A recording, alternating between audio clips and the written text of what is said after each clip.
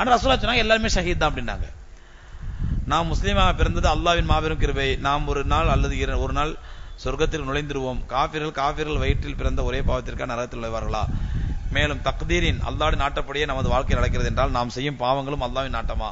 இந்த சந்தேகம் என் நண்பர்கள் எல்லோரிடம் உள்ளது. இதை பற்றி குர்ஆன் ஹதீஸ் ஷரீஃபில் விளக்கவும். இதை பத்தி விளக்க போனா குறைஞ்சது 1/2 மணி நேரம் வேணும், 1 மணி நேரம் வேணும். தக்தீரை பத்தி விளக்கதா இருந்தா சரி.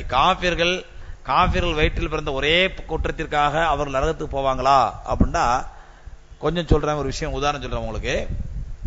ஒரு வீடு இருக்குது, 2 வீட்டுக்கு மத்தியில் ஒரு குறுக்க செவர் இருக்குது.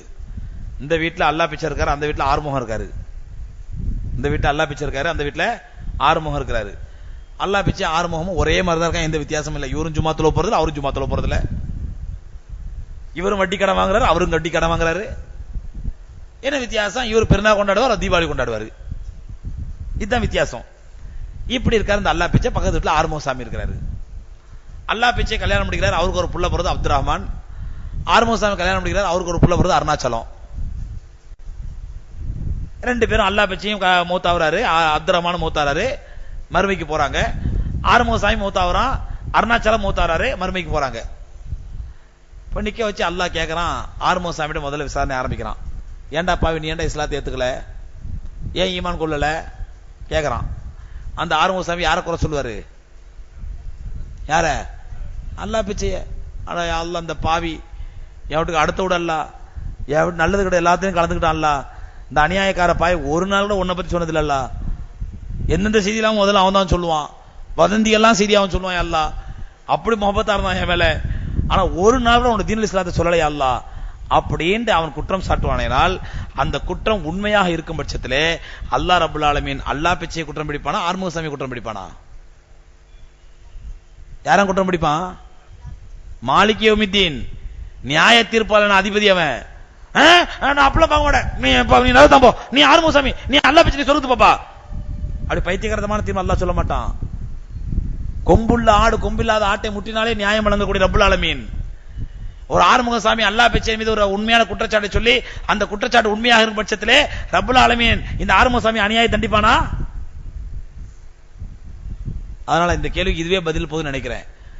அதனால முஸ்லீம்ங்கிறதுக்காக நம்ம சொர்க்கத்துக்கு போயிடுவோம், அவன் காஃபிர் வயத்துல பிறந்தாங்க நரகத்துக்கு போயிடுவான். இல்ல, முஸ்லீமா இருக்கக்கூடிய நாம் முஸ்லீம் அல்லாதவர்களுக்கு இஸ்லாத்தை சொல்லவில்லை என்றால் நிச்சயமா ரப்பல் ஆலமீன் அதற்குரிய தண்டனை நமக்கு வழங்குவான். நீ நினைச்சிட்டு இருக்காதீங்க நம்ம முஸ்லீம் ஆயிட்டோம் என்னைக்கா ஒரு நாளைக்கு சொர்க்கத்துக்கு போயிடுவோம் நினைச்சிட்டு இருக்காங்க, கற்பனை காணாதீங்க. என்னைக்கா ஒரு நாளைக்கு போவோம், அது என்னைக்கு நமக்கு தெரியாது. என்னைக்கா ஒரு நாளைக்கு போவோம் இன்ஷா அல்லாஹ், ஈமான் கொண்ட காரணத்திற்காக. ஆனா என்னைக்கு நமக்கு தெரியாது அது.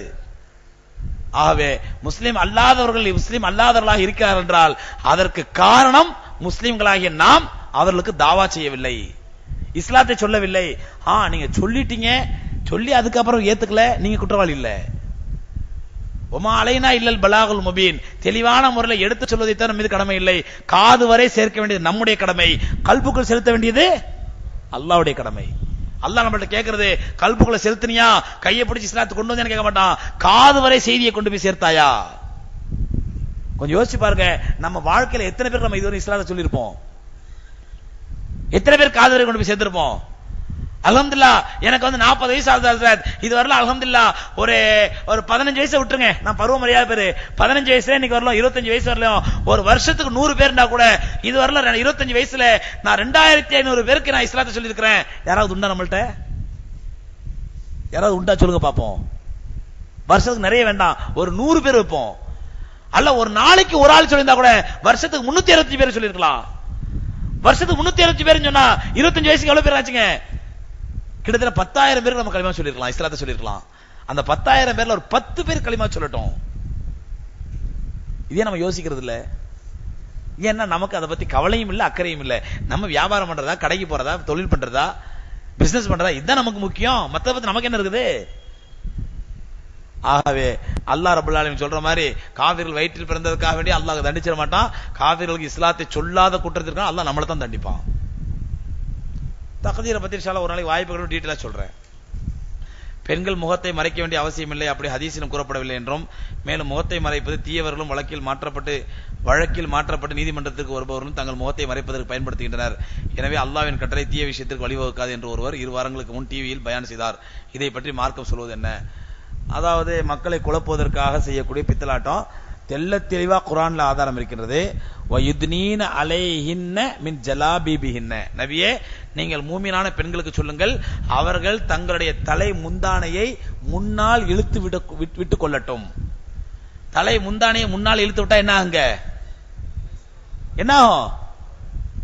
முகம் மறைக்குமா மறைக்காதா? அல்லாஹ் சொல்றான், அவர்கள் தங்களுடைய தலை முந்தானை, மூமினான பெண்களுக்கு நபியே சொல்லுங்கள், அவங்க அந்த அரகுர முந்தானை போடுறாங்கல்ல, இந்த கொண்டையை மட்டும் மறைக்கிற மாதிரி முந்தானை, இந்த மாதிரி அரகுர முந்தானை அல்ல, தலை மூமினான பெண்கள் தலையில் போடக்கூடிய முந்தானை, அவர்களுக்கு முந்தானை கொஞ்சம் இழுத்து விட சொல்லுங்கள். இது அல்லாஹ்வுடைய கட்டளை. நபி ஸல்லல்லாஹு அலைஹி வஸல்லம் ஹதீஸ் தெளிவா இருக்குது. சஹீஹ் முஸ்லிம்ல பதிவு செய்யப்பட்ட ஆதாரப்பூர்வமான ஹதீஸ். அன்னை ஆயிஷா ரலியல்லாஹு தஆலா சொல்றாங்க, ஏற்கனவே பல தடவை சொல்லி இருக்கிறேன். அன்னை ஆயிஷா ரலியல்லாஹு தஆலா சொல்றாங்க, நாங்கள் இஹ்ராமில் இருக்கும் பொழுது முகத்தை மறைக்க கூடாது. பெண்கள் இஹ்ராமில் இருக்கும் மறைக்க கூடாது. நல்லா புரிஞ்சுங்க, இஹ்ராமில் இருக்கும் பொழுது பெண்கள் முகத்தை மறைக்க கூடாதுன்னு சட்டம் இருந்தா, அப்ப இஹ்ராம் அல்லாத நேரத்துல, இஹ்ராம் அல்லாத நேரத்துல மறைக்கும் தானே அது அர்த்தம். அப்ப நீங்க சொல்ற மாதிரி எனக்கு அர்த்தம் புரியல, மறைக்காத அர்த்தம் இருக்க. ஓகே, இஹ்ராமுடைய நேரத்தில் மூமினான பெண்கள் முகத்தை மறைக்க கூடாது. அன்னை ஆயிஷா ரலியல்லாஹு தஆலா சொன்னாங்க, நாங்க ரசூலுல்லாஹி ஸல்லல்லாஹு அலைஹி வஸல்லம் சபையில உட்கார்ந்து இருப்போம். அந்த நேரத்தில் எந்த வாகனக்காரர்களாத அந்நிய ஆண்களாத எங்களை கடந்து சென்றால் ஏதாவது ஒரு பொருளை வைத்து மறைத்துக் கொள்வோம். எங்க சூழ்நிலைங்க? எந்த சூழ்நிலை?